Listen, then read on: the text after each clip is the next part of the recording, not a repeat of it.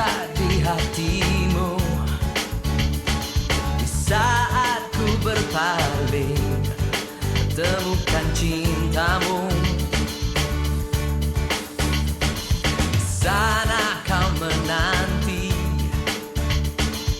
untuk bawaku lagi bersekutu dalam damai yang sejati.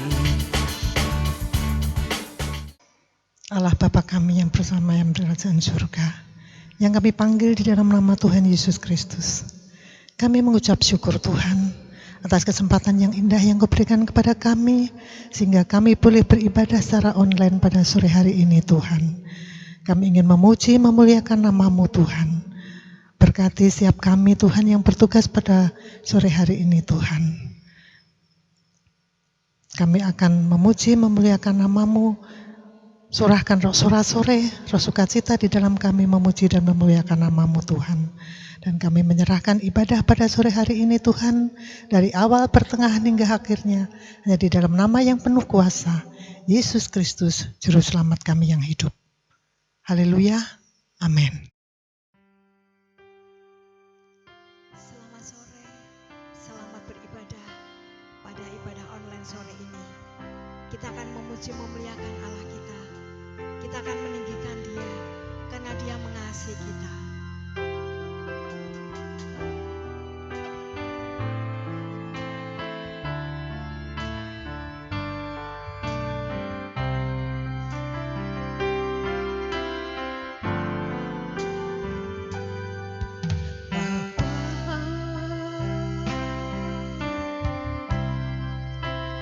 Engkau sungguh baik, kasih-Mu melimpah di hidupku.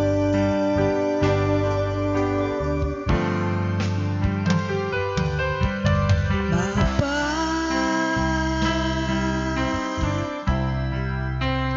ku berterima kasih berkat-Mu hari ini yang Kau sediakan bagiku. Bapa, Kau sungguh baik. Bapa,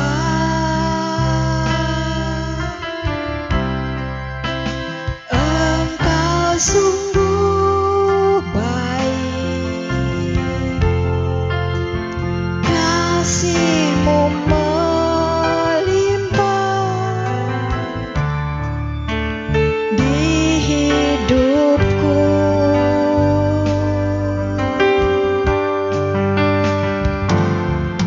Bapa,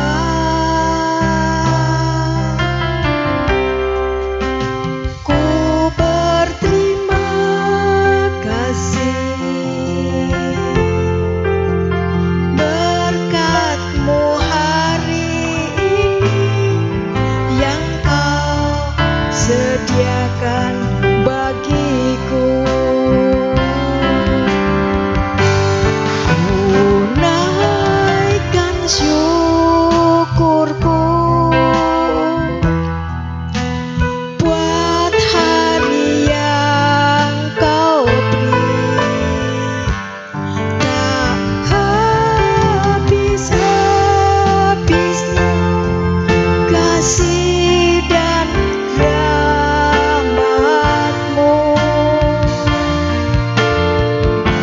Selalu baru dan tak pernah terlambat pertolongan-Mu. Besar setia-Mu di sepanjang hidupku.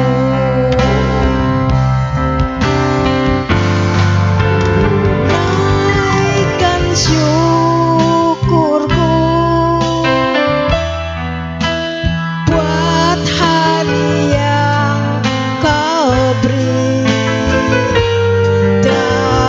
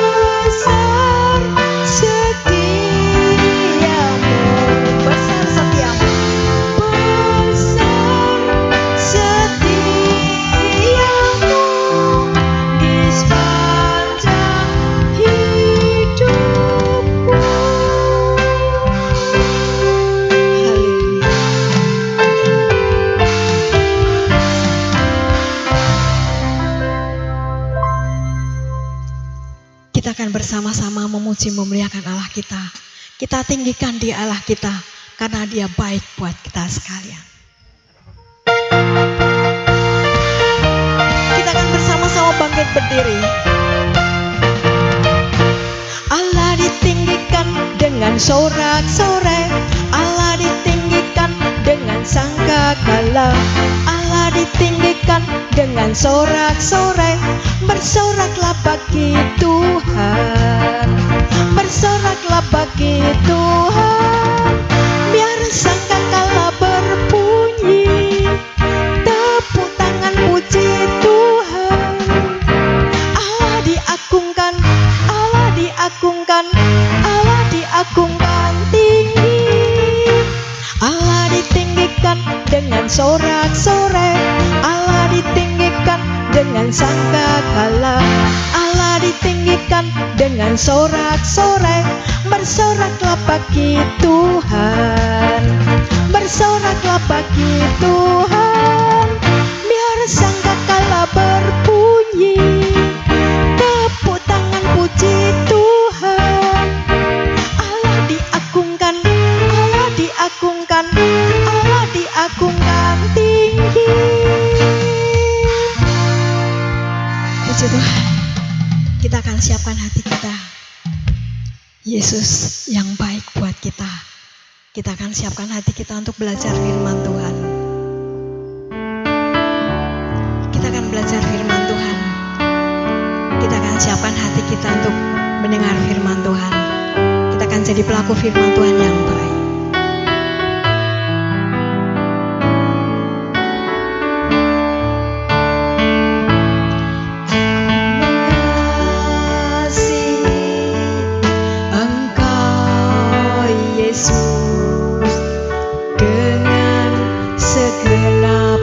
Hatiku, aku mengasihi Engkau Yesus dengan segenap jiwaku.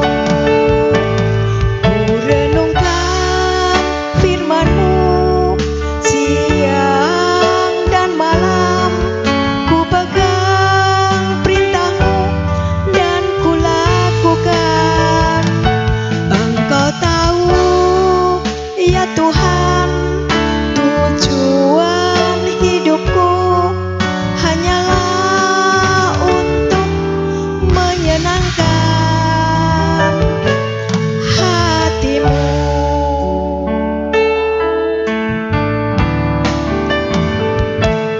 Aku mengasihi Engkau Yesus dengan segenap hatiku. Aku mengasihi Engkau Yesus dengan segenap jiwaku. Ku renungkan firman-Mu siang dan malam, ku pegang perintah-Mu dan ku lakukan. Engkau tahu ya Tuhan, tujuan hidupku hanyalah untuk menyenangkan hati-Mu.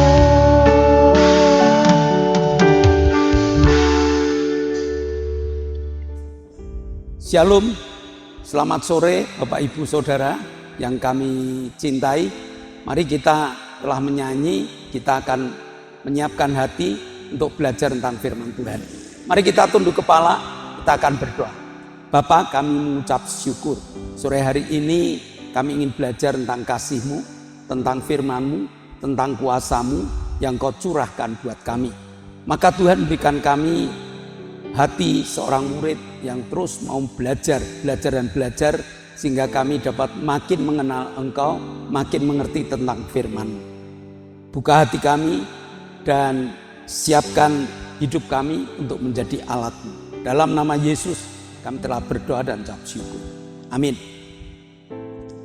Saudara, pelajaran kita masih di Yohanes 5. Setelah Yesus memberitakan Injil pada perempuan Samaria di Yohanes 4, perempuan Samaria itu menerima Yesus. Dan karena dia menerima Yesus, Yesus memberikan air kehidupan kepada perempuan itu, dan perempuan itu membagikannya kepada teman-temannya seluruh kota yang ada di Samaria. Lalu Yesus berjalan masuk ke Yerusalem dan mampir di kolam Bethesda. Di situ Yesus menyembuhkan orang sakit lumpuh yang sudah 38 tahun lamanya. Di situ Yesus mengajar tentang kepedulian. Di situ Yesus mengajar tentang kasih. Walaupun pemimpin agama Yahudi tetap tidak suka dan tidak menginginkan pelajaran-pelajaran yang diajarkan Yesus. Hari ini kita akan belajar satu tema, bukan hafal kitab suci, tetapi percaya pada Yesus dan melakukannya. Bangsa Yahudi adalah bangsa yang taat pada ibadah. Bahkan sebagian besar bangsa Yahudi itu sampai hafal yang namanya kitab Taurat. Sehingga kalau dilihat dari tampilan, kelihatannya mereka adalah orang suci. Mereka adalah orang yang tidak bercacat. Yohanes 5 ayat 39 sampai ayat 40. Yohanes 5 ayat 39 dan 40. Kamu menyelidiki kitab suci sebab kamu menyangka bahwa olehnya kamu mempunyai hidup yang kekal. Tetapi walaupun kitab-kitab suci itu memberikan kesaksian tentang aku, namun kamu tidak mau datang kepadaku untuk memperoleh hidup itu. Banyak orang yang merasa pinter. Banyak orang yang dalam bahasa Jawa disebut rumangsa bisa. Karena mereka menjadi jemaat yang setia. Karena mereka sudah merasa menjadi jemaat yang aktif. Sehingga mereka merasa bahwa keselamatan itu sudah ada dalam hidupnya. Padahal keselamatan itu hanya ada di dalam Yesus Kristus. Menerima Yesus, percaya pada Yesus, keselamatan itu baru ada.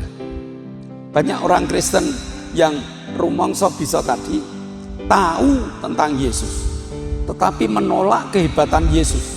Bahkan menolak tugas pokok Yesus sebagai Mesias, sebagai juru selamat. Alkitab katakan bahwa Yesus datang untuk melayani, bukan untuk dilayani. Yesus datang untuk melayani setiap orang yang percaya kepadanya. Yesus datang memberikan kehebatan-kehebatan kepada orang-orang yang percaya kepada Dia. Maka jangan sungkan untuk datang pada Yesus. Kita baca kitab suci yang mengatakan bahwa Yesus adalah Sang Firman yang telah menjelma menjadi manusia. Dengan kata lain, bukan kitab sucinya yang istimewa, tetapi kitab suci yang dilandasi dengan percaya pada Yesus, itu baru menjadi istimewa. Banyak jemaat yang sulit untuk mempercayakan hidupnya pada Yesus. Bahkan sering meragukan mujizat dari Yesus. Tuhan ingin menegaskan bahwa kita ingin memiliki keselamatan. Manusia harus mau datang pada Yesus. Yang ingin menerima keselamatan, yang ingin memiliki keselamatan, perjuangkanlah keselamatanmu itu dengan masih tetap percaya pada Yesus. Kisah Para Rasul 4 ayat 12. Dan keselamatan tidak ada di dalam siapapun juga selain di dalam Dia. Sebab di bawah kolong langit ini tidak ada nama lain yang diberikan kepada manusia yang olehnya kita dapat diselamatkan. Petrus dan Yohanes memberitakan Injil, ditangkap oleh para imam besar, yaitu Kayafas dan Imam Hanas. Ditangkap oleh kepala pengawal bait Allah hanya gara-gara memberitakan hebatnya Yesus. Hanya gara-gara dia menyembuhkan di dalam nama Yesus. Ditangkap Yang nangkap siapa? Imam kepala. Yang nangkap siapa? Kepala pengawal bait Allah. Saya mengajar jemaat bahwa kitab suci mengatakan oleh bilur-bilurnya kamu jadi sembuh. Kitab suci yang dibaca dan dilandasi dengan iman kepada Yesus inilah yang diberi kuasa. Kitab suci yang dibaca dengan tidak percaya pada Yesus tidak ada apa-apanya. Kuasa inilah yang tidak dipercayai oleh para imam. Kuasa inilah yang tidak dipercayai oleh sebagian besar dari jemaat. Mereka hafal kitab suci, tetapi mereka tidak dapat menghidupi kitab sucinya. Sehingga Yesus hanya sebagai sekedar hafalan, dimengerti, tetapi tidak bisa memiliki kuasa dalam hidup mereka. Bahkan jika ingin selamat, Alkitab katakan, jika ingin selamat dunia dan akhirat, percaya Yesus yang telah mati di kayu salib, yang telah menebus dosa kita. Di dunia kitab suci mengatakan, serahkan segala bebanmu pada Yesus. Dengan arti Yesus ingin memudahkan hidup orang percaya. Marilah datang kepadaku, kamu yang berlelah, kamu yang berpikulan berat. Aku akan memberikan kesentosaan pada kamu. Aku akan memberikan kelegaan pada kamu. Tetapi mereka harus datang. Mereka harus percaya. Untuk datang itu ada awalan percaya. Pernah di Indonesia digegerkan dengan seorang anak yang namanya Ponari, yang dapat memberikan kesembuhan dengan caranya. Orang yang pengen sembuh ya percaya dulu. Setelah percaya dia datang kepada Ponari itu sampai antri banyak. Yesus juga, barang siapa percaya kepadanya, barang siapa percaya kepada Yesus, beban-beban itu akan diangkat oleh Yesus. Yesus mampu memberi kesembuhan jika kita sakit. Yesus mampu mencukupi kebutuhan hidup kita. Kemudahan-kemudahan ini yang diberikan Yesus pada orang percaya pada Yesus dan mau belajar kitab suci. Kenapa harus belajar? Makin belajar kita makin pintar. Guru utamanya adalah Yesus melalui kuasa Roh Kudusnya. Yesus akan mengajar kepada kita. Kitab suci yang dilandasi percaya pada kuasa Yesus akan menjadi kekuatan orang percaya dalam menghadapi hidup. Kesimpulan saudara, bukan hanya hafal dari kitab suci, tetapi percaya dan melakukan apa kata kitab suci. Jadilah jemaat yang berani menyerahkan hidupnya kepada Tuhan. Jadilah jemaat yang belajar Alkitab bukan hanya sekedar dihafal, tetapi jadilah jemaat yang tahu kitab suci dan melakukan apa yang diperintahkannya. Memang kadang-kadang apa yang diperintahkannya ini agak tidak bisa diterima oleh akal kita. Tetapi firman Tuhan itu ya dan amin. Landasan percaya pada Yesus, landasan percaya akan kuasanya. Maka kita tidak seperti ahli-ahli Taurat yang mereka dengan rajin, mereka dengan tampilan, mereka dengan keberadaan kelihatannya baik, tetapi faktanya mereka tidak menerima Yesus sebagai Mesias. Harga yang termahal dalam hidup kita yaitu menerima Yesus sebagai Mesias, menerima Yesus sebagai juru selamat kita. Kita diselamatkan di dunia, kita diselamatkan di akhirat. Amin. Mari kita tunduk kepala. Bapa, kami mengucap syukur. Hari ini Engkau telah mengajar kami, bukan hanya sekedar hafal Alkitab, tetapi kami mempercayai bahwa Alkitab itu adalah firman-Mu yang memiliki kekuatan kuasa yang luar biasa. Kami belajar Alkitab yang dengan landasan percaya pada Yesus yang memiliki Alkitab di dalam kehidupan yang dibagikan kepada kami. Terima kasih Bapa, di dalam nama Tuhan kami, Yesus Kristus, kami telah berdoa dan mengucap syukur. Yang percaya katakan amin. Mari Bapak Ibu, di dalam suasana COVID-19 ini, kita masih ibadah di rumah kita masing-masing, tetapi hati kita satukan. Kita akan berdoa untuk bangsa dan negara. Kita akan berdoa untuk teman-teman kita yang membutuhkan. Kita berdoa untuk keselamatan kehidupan kita. Mari kita tunduk kepala. Kami bersyukur Bapa, Kau berikan kepada kami bangsa, Kau jadikan kami bangsa Indonesia. Bangsa yang Kau berkati. Bangsa yang memiliki tanah air yang gemah, ripah, loh jinawi. Tetapi saat ini Tuhan, badai COVID-19 sedang melanda bangsa dan negara kami. Berikan kepada kami Tuhan keteguhan hati. Berikan kepada kami kekuatan. Berikan kepada kami kesatuan hati. Berdoa untuk bangsa dan negara kami. Supaya COVID-19 ini akan segera lepas dari kehidupan berbangsa dan bertanah air kami. Berikan hikmat marifat-Mu kepada Pak Jokowi. Berikan hikmat marifat-Mu kepada para pendukung-pendukungnya. Para pembantu-pembantunya, yaitu para menteri. Berikan hikmat marifat-Mu kepada para gubernur. Berikan hikmat marifat-Mu kepada para wali kota dan bupati.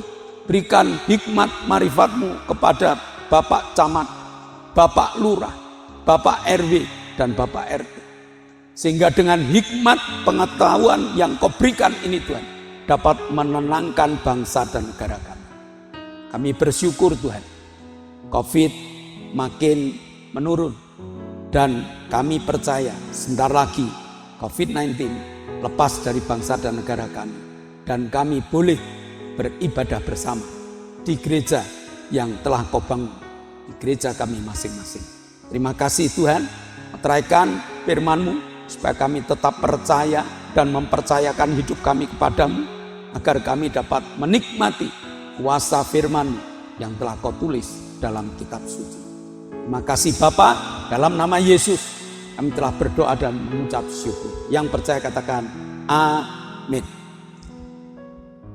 Mari Bapak Ibu, sebelum kita menaikkan doa syafaat untuk jemaat yang membutuhkan, besok hari Minggu kita tetap akan beribadah.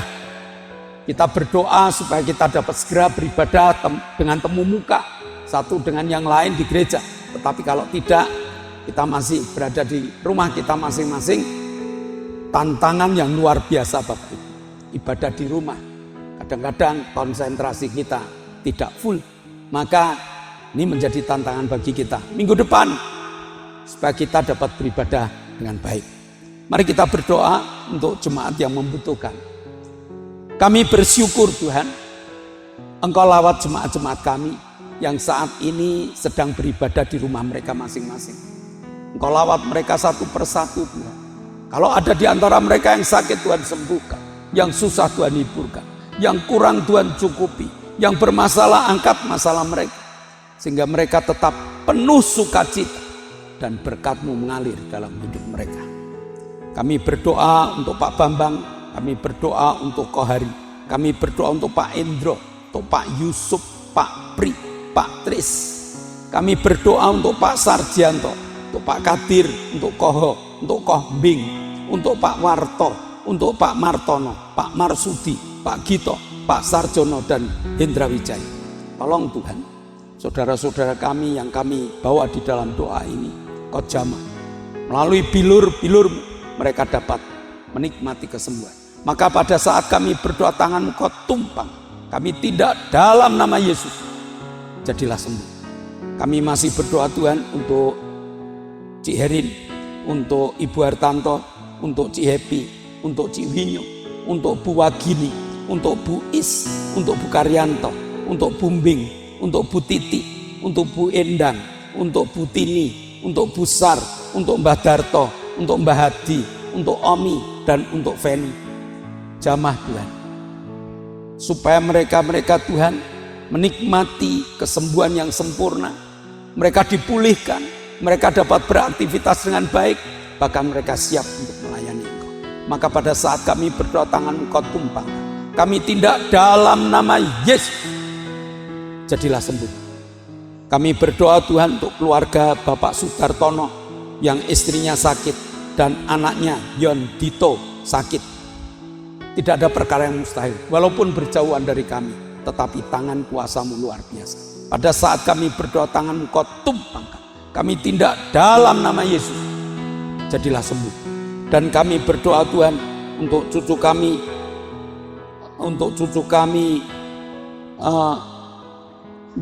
yang Agatha Tuhan, ingin masuk ke perguruan tinggi Udayana. Tolong Tuhan jamah, Tuhan urapi, Tuhan berkati, sehingga pengharapan ini bukan pengharapan palsu, tetapi pengharapan yang kami landaskan di dalam nama-Mu, akan ada kuasa yang besar.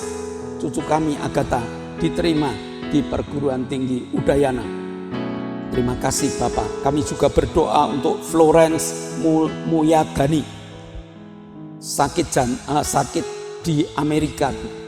Tidak ada perkara yang mustahil. Justru jauh dari kami, tetapi iman kami sampai ke tempat anak kami. Pada saat kami berdoa, tangan-Mu Kau tumpangkan untuk Florence Muyagani. Dengan zaman ini, anak-Mu Kau sembuhkan. Terima kasih Bapak, Kau telah kirimkan mujizat-mujizat-Mu untuk saudara-saudara kami. Tibalah saatnya kami akan berpisah satu dengan yang lain. Namun kami percaya berkat-Mu tetap menyertai kami. Saudara yang dikasihi Allah, kedangkanlah tangan-Mu. Nikmatilah segala berkat yang Allah kirimkan untuk engkau. Karena saat ini Allah telah membuka tingkap-tingkap langitnya dan mencurahkan segala berkat-Nya. Terimalah berkat untuk rumah tanggamu. Terimalah berkat untuk usaha pekerjaan. Terimalah berkat untuk segala rancangan-rancangan hidupmu. Berkat jasmani, berkat rohani terus mengalir dan mengalir limpah. Sampai setiap orang pun akan mengatakan engkau diberkati. Dan jika engkau pulang nanti, bawalah berkat dari Allah Bapa, cinta kemurahan dari Tuhan Yesus Kristus, serta persekutuan Roh Kudus menyertai engkau mulai hari ini sampai Maranatha, Tuhan Yesus datang yang kedua kali. Yang percaya katakan amin.